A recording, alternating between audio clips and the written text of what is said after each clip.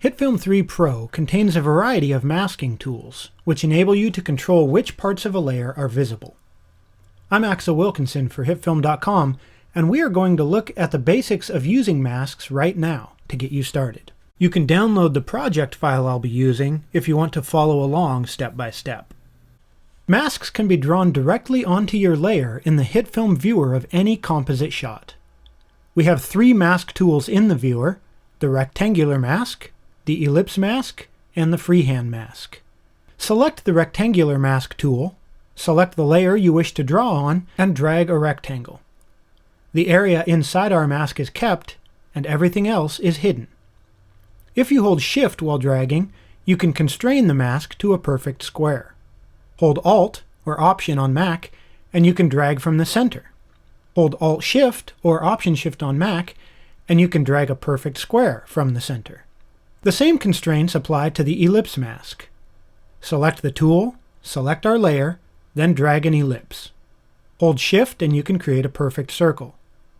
Alt or Option lets us drag from the center, and Alt-Shift or Option-Shift lets us drag from the center and create a perfect circle. For more complex shapes, we can use the Freehand Mask tool. Select the tool, select our layer, and click in the top left corner to create a point. Click halfway down the frame to create another point, and a line connects them. We can continue like this to draw whatever shape we need. On the next point, click and drag, and we'll create a curve in the line, with Bezier handles to control its shape. Continue the line around all of our existing masks, and at the top left, click on our original point to close the shape. Open the mask controls, and tick the box next to Inverted. This turns the whole shape inside out, so that the area outside the mask shape is kept. Open the Shape controls now, and we will look at two other properties here. Expansion lets you retain the shape of the mask, but adjust its size inward or outward. Feather Strength softens the edge of the mask. The Feather menu gives you options of applying the feather inside the mask shape, outside the mask shape, or both.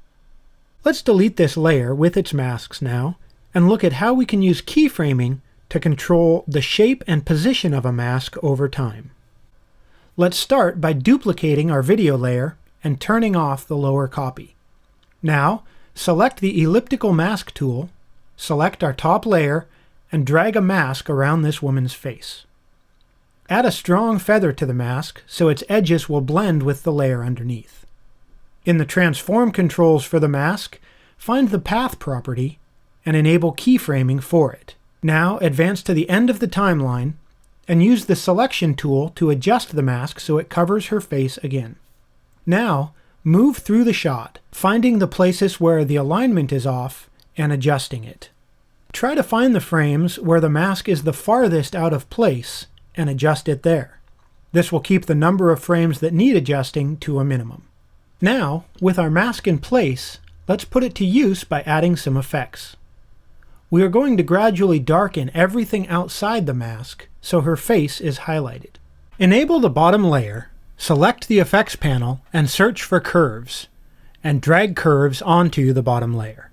Then, in the Controls, enable keyframing for the Curve property of the effect. Drag the center of the curve downward a bit to darken the background just a touch. Jump ahead to where her face fills the frame more, around 3 seconds, and drag the middle of the curve downward steeply. Our mask isolates her face, so the top layer contains only her face above the darkened layer beneath. Since her face remains bright, it draws our focus.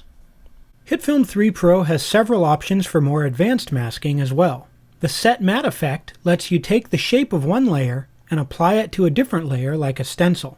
Add the Mystical Fire preset to the timeline, convert it to 3D, then disable the layer. Find the Set Matte effect and add it to our top face layer. Open the controls and select Mystical Fire as the source layer. Turn off our bottom layer to better see what is happening and play the timeline.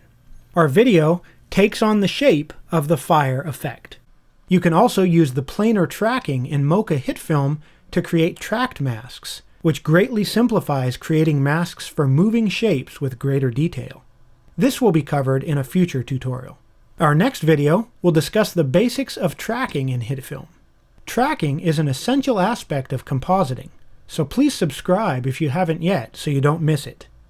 Until next time, thanks for watching.